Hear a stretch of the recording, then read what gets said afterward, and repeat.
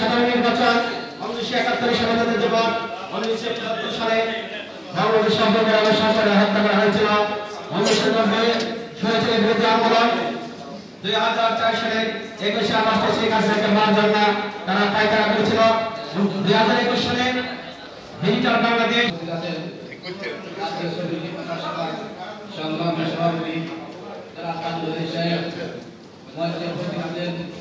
বাংলাদেশ আওয়ামী লীগ কাতার শাখার সংগ্রামী সভাপতি 71 আন্দোলনের সূর্য সন্তান বীর মুক্তিযোদ্ধা জনাব মোহাম্মদ ফারুক চৌধুরী মঞ্চে উপস্থিত আছেন।